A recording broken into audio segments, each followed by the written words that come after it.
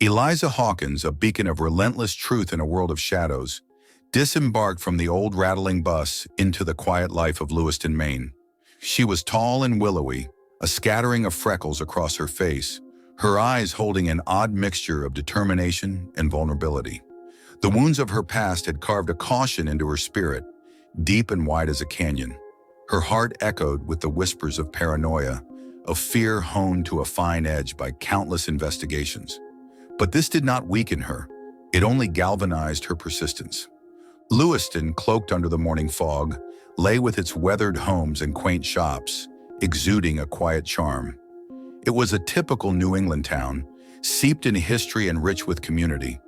But beneath its placid surface, rumors of something sinister swirled, centered around the enigmatic figure, Reverend Matthias. His influence ran deep, like old roots in the rich soil. His sermons carried on the soft winds that blew through the maple-lined streets. Donning her trench coat, she slipped inconspicuously into the congregation during Sunday Mass. She sat, a lone wolf amidst the faithful flock, her green eyes keenly observing the Reverend. Matthias was a compelling figure. His words were honeyed, and his presence magnetic. His sermons, though clothed in faith, carried undertones of something much older, an inscrutable doctrine that danced at the edge of comprehension. She encountered Mary, a longtime follower of Matthias, a woman with kind eyes and a timid smile.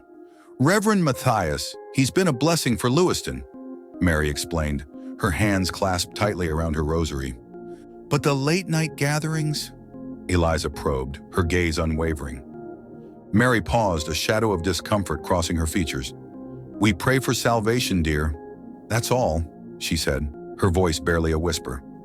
Yet Eliza caught the unsaid words hanging in the air, a sense of fear masked behind Mary's veiled assurances. The seeds of suspicion sprouted, wrapping her thoughts in a persistent vine of uncertainty. She spent her nights skulking around the older parts of town, her ears tuned to hushed whispers, her heart pounding to the rhythm of her paranoia. Gradually, snippets of conversations and fearful glances hinted at a grotesque secret lurking beneath the city. The sewers, they whispered, a labyrinth of darkness, held clandestine gatherings. Her heart quickened. An underground network of rituals, perhaps? The pieces were beginning to form a chilling mosaic. As the moon weaved its silver threads across the night, she stood before the grim entrance to the sewers. A frigid wind blew, whispering dreadful tales into her ears. The rusted grate stood like a monstrous maw, ready to swallow her whole. As her fingers closed around the cold iron bars, her paranoia and past traumas screamed within her, threatening to shatter her resolve. But she knew, to unveil the truth, she had to step into the abyss. And so she descended, her path illuminated by a feeble flashlight, her resolve flickering like its beam. The darkness beckoned, her fears echoed, and the town of Lewiston slept on, oblivious to the unfolding horror. Thus began her dreadful journey into the shadows, sowing the seeds for an unimaginable revelation. Eliza stepped onto the damp, moss-covered bricks of the sewers, her boots splashing into murky water. She had dived into the belly of the beast, her heartbeat thudding against her ribcage like an anxious prisoner against his cell. The cold, dank air closed in on her, as if trying to squeeze the bravery out of her, but she was a bulwark against fear. She moved on, her every step echoing down the dark corridors of the labyrinth. Her flashlight danced along the worn, damp walls, casting fleeting shadows that toyed with her senses. Her paranoia, a beast in its own right, slithered around her mind, whispering tales of danger, deception, and doom. But there was a story here, in the ageless brickwork, in the stagnant water, in the eerie quiet. She was here to read it. She found the first symbol etched into the stone, a twisted form that seemed to writhe in the torchlight. It was alien and strangely mesmerizing. She traced its form into her notebook, the scratching of her pen resonating in the deadened silence. The whispers of her paranoia grew louder, the unfamiliarity of the symbols feeding its insatiable hunger. The weight of the town's secrets bore heavy on her shoulders, the unsaid words and clandestine whispers taking a corporeal form in the darkness. She ventured deeper, losing herself in the abyssal maze, her senses attuned to the echoes of the unseen. There was a hush, a resonance in the silence that murmured untold stories. She found the remnants of sacrifices, animal bones bleached pale, the raw scent of blood long evaporated yet still imprinted on her mind. She documented it all, her hands trembling, the stark reality of the cult's presence gnawing at her. One evening, she found herself at a junction, her path dividing into several, each swallowed up by darkness. Here she came across a graffiti-covered wall, its chaos of colors and shapes undulating like a bizarre tapestry. Among them, she spotted an oddity, a phrase written in a language she could not decipher. It was unlike anything she had seen. Its form seemed ancient, primordial, and it held an unsettling familiarity with the symbols she had come across. She jotted it down, a sense of foreboding lingering in her heart. As days turned into weeks, she found herself teetering at the edge of her sanity. The desolate ambiance of the sewers, the inexplicable findings, and her paranoia blending into a toxic concoction that threatened to consume her. The bright, generous spirit she once held started waning, replaced by a creeping dread that tightened its grip with each passing day. Yet the spark of determination still burned fiercely within her. She wouldn't back down, not when she was on the brink of exposing the truth. She knew she needed help to decipher the enigmatic language and symbols. It was then she thought of the town library, its old musty books a repository of forgotten knowledge. Perhaps somewhere in its dusty corners, she might find the key to unlock the grim secret of Lewiston. As she ascended from the abyss, the chilling wind of realization blew against her face. The story she had embarked upon was far from over. The abyss had revealed only the tip of a monstrous iceberg. The rest of the horror still lay submerged, waiting to be unveiled. It was not just her tale anymore. It was the story of Lewiston, its people, and an ancient horror that lurked beneath the veil of sanctity. The Lewiston Public Library was a monument of the past, standing tall amidst the present's ephemeral structures. Its stonework was veined with age, its doors an invitation into the realms of forgotten tales. Eliza stepped into its silent world, the smell of old books and worn wood greeting her like an old friend. Here, within these hallowed walls, she hoped to find a lantern that could guide her through her dark path. Amidst the tall, imposing bookshelves, she met Timothy, the elderly librarian. His eyes sparkled with a scholarly glint, a vibrant contrast against his fading, frail exterior. He listened to her inquiries with quiet fascination, his thin fingers stroking his white beard. After a moment's contemplation, he led her to the dusty corner that housed history and myths, a mingling of truth and fantasy.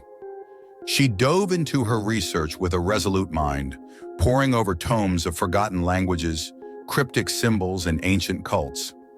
Hours turned into days as she dove deeper into the rabbit hole of esoteric knowledge. It was within a weather-beaten book, its pages yellowed and brittle, that she found the link she sought. The symbols in the obscure language etched in the sewers had a dreadful lineage that traced back to an extinct cult, worshippers of an abyssal deity. As she connected the dots, the realization struck her like a cold tide, leaving her breathless. She shared her findings with Timothy, her voice shaky, the tale almost unbelievable. He listened, the skepticism fading from his eyes, replaced by a dark understanding.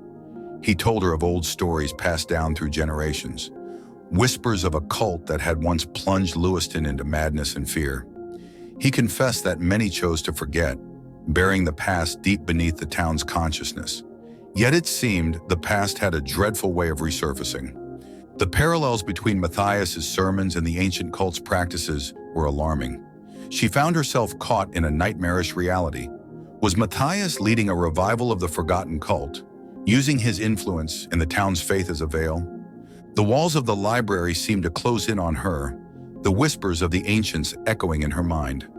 She walked out into the cool evening, the twilight casting long, menacing shadows. Paranoia, once her tormentor, was now her ally. Each whisper, each hushed secret, weaving an unfathomable narrative of horror. As she walked back to her lodgings, she couldn't shake off the feeling of being watched. Each rustle of the leaves, each shadow on the periphery, seemed to harbor a dreadful secret. She knew she was in too deep, The beast of truth she sought was more monstrous than she had ever imagined. She spent a sleepless night, her mind a whirlpool of terrifying revelations. She realized she was a lone soldier against an ancient force that lurked beneath the town, but she had come too far to back down. A confrontation with Matthias was inevitable. The following dawn, she sent all her findings to a trusted friend out of town, a safeguard against the worst possible outcome. As the sun painted the skies with a new day, she prepared herself to face the depth of the horror that awaited her. She was a step away from the abyss, her journey leading her straight into the jaws of ancient horror, and with each tick of the clock, her impending doom drew closer. The morning air was crisp as Eliza made her way towards Matthias's church, the tall spire piercing the sky like a grim needle. Her heart was a war drum within her chest, its rhythm keeping pace with her apprehension. This was the endgame, a confrontation that would either see the truth unveiled or her fears validated. Reverend Matthias was a statue of calm, his features untouched by surprise as she walked into his private quarters. His eyes, pools of tranquility, met hers. There was an understanding, an unspoken acceptance that had more gravity than words could carry. She confronted him, her voice unwavering, her stance defiant. She put forth her findings, the evidence of his deceptive sermons, the twisted rituals, the parallels to the ancient cult. Her accusations echoed through the silent room, the gravity of her words etching themselves onto the walls. Matthias listened, his gaze never leaving hers.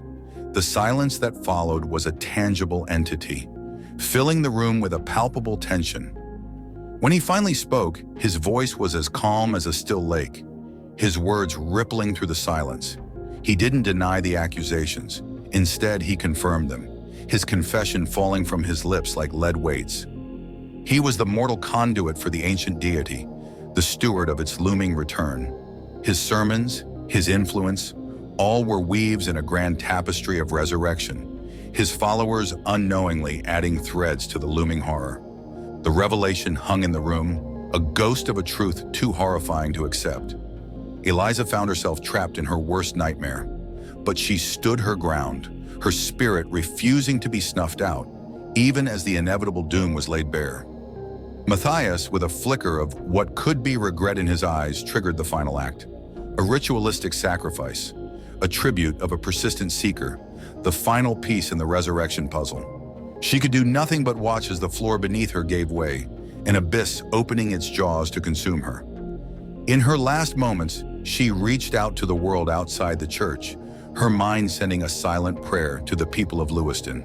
She was swallowed by the darkness, her body succumbing to an unspeakable horror, her death sealing the pact with the ancient deity. As her life extinguished, Lewiston continued its everyday life, oblivious to the horror that had unfurled under their very feet.